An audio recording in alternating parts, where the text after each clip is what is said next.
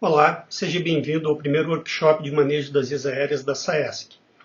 Eu sou o Dr. Abel Fernando Reck, instrutor do Centro de Ensino e Treinamento de Itajaí, do Hospital Marieta, e eu vou conversar com você nesse momento sobre a avaliação das vias aéreas e algoritmos.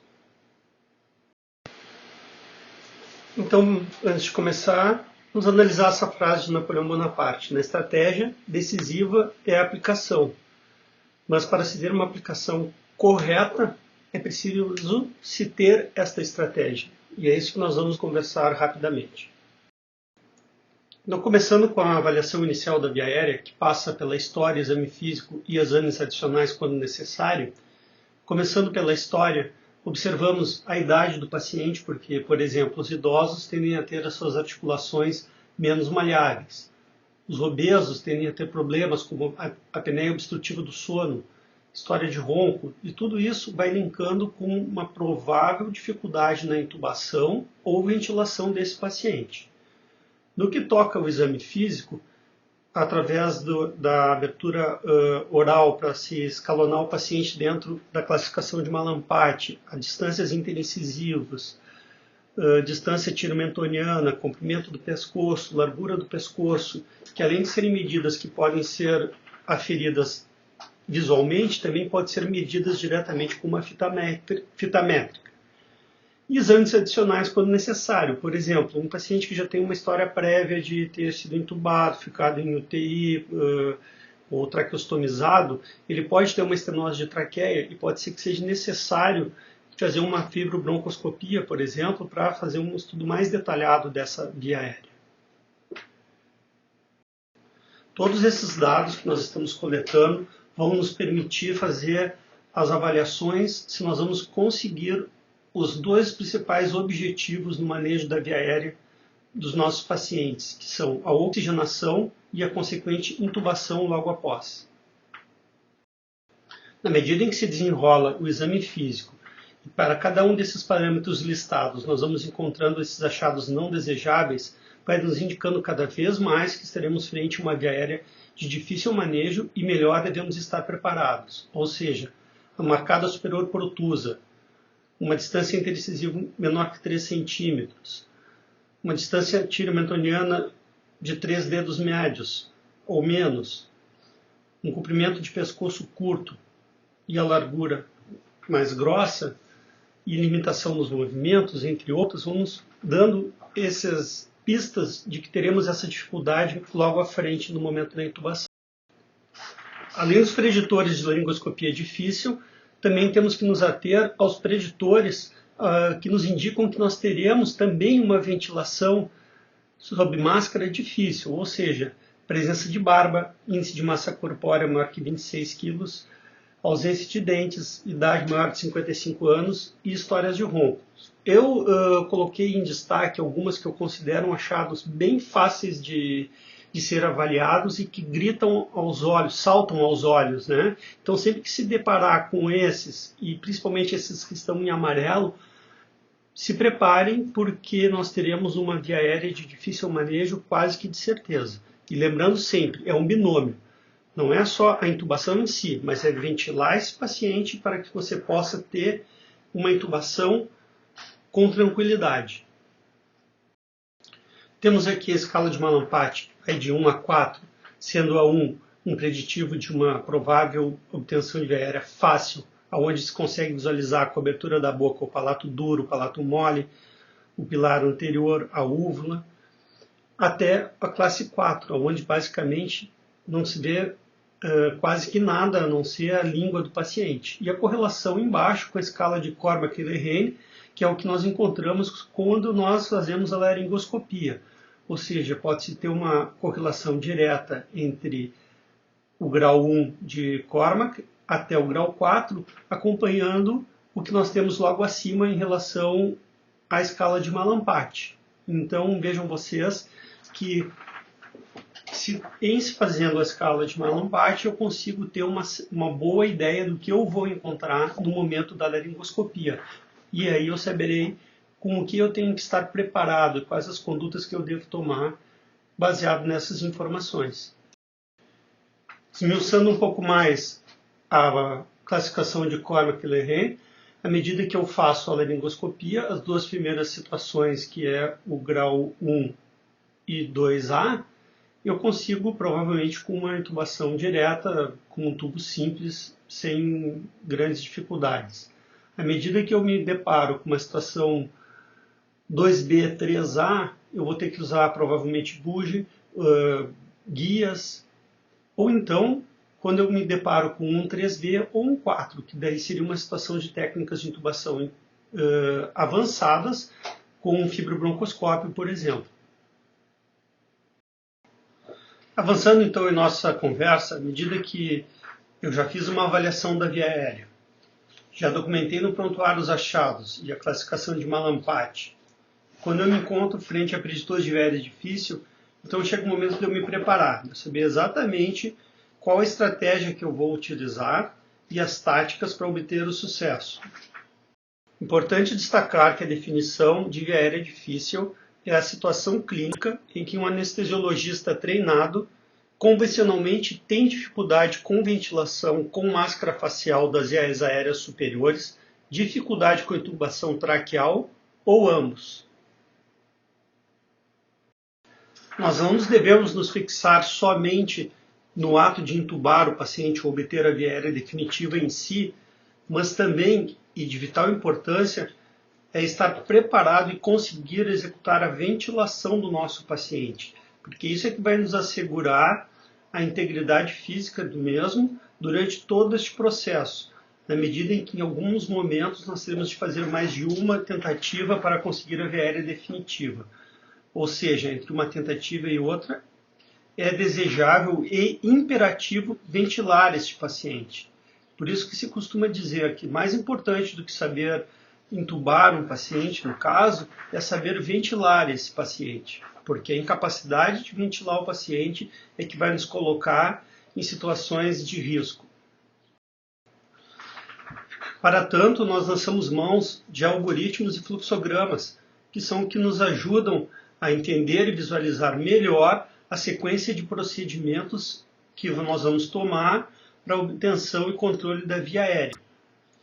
Então, o que seriam esses algoritmos? Então, são sequências finitas de regras que começam desde o primeiro passo, obviamente, até o último para nós realizarmos a nossa tarefa. E esses passos estão alocados de forma lógica e sequenciais. Então, o fluxograma que vem a ser o algoritmo colocado de uma maneira visual, lógica e na sequência correta, que nós possamos visualizar, estudar e entender a sequência de passos que nós devemos tomar para atingir o nosso objetivo final, que no caso é a obtenção da via aérea do paciente. Então, quando nós vamos nos deparar numa situação de via aérea difícil, precisamos ter uma noção exata do impacto da gestão dos procedimentos e das consequências que podem advir dele. Então, precisamos mensurar a dificuldade da cooperação do paciente, da ventilação sob máscara, da colocação de dispositivos supraglóticos, da laringoscopia e da intubação em si, bem como o acesso para uma via aérea cirúrgica definitiva, que pode ser avaliado também utilizando os aparelhos de ultrassom que são tão comuns hoje em dia nos nossos centros cirúrgicos. E de vital importância, nós devemos estar buscando ativamente as oportunidades de fornecer oxigênio suplementar ao longo de todo o processo de obtenção da via aérea num paciente de via aérea difícil. Isso tem que ser o mantra do anestesista nesse momento. É preciso também tomar algumas decisões, como a intubação acordada ou uma intubação após uma indução com uma anestesia geral. Técnicas não invasivas ou técnicas invasivas para a abordagem inicial da intubação.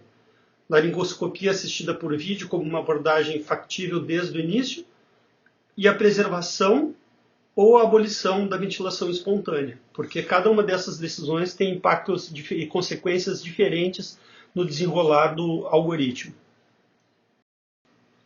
Antes de começar qualquer procedimento para a obtenção da via aérea, devemos realizar a avaliação da mesma, realizar o planejamento de nossas ações e se certificar se temos todos os materiais disponíveis necessários para a execução da nossa estratégia.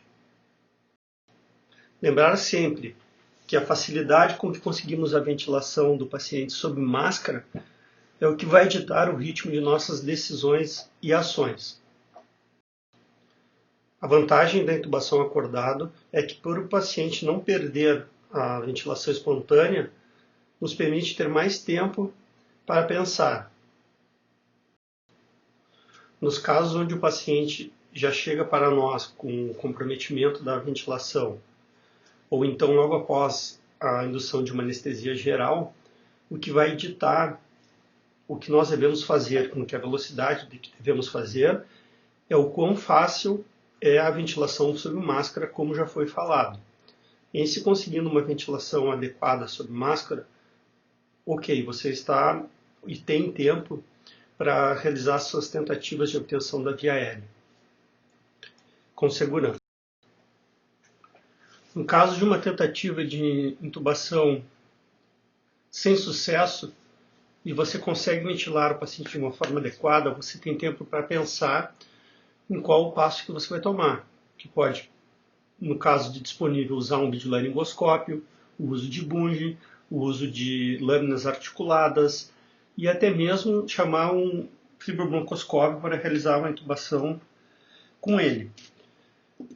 No caso onde você não tem uma ventilação adequada, você pode pensar em usar um dispositivo supraglótico, uma máscara laríngea, ou até mesmo, se for muito crítica a situação, já indicar uma via aérea cirúrgica.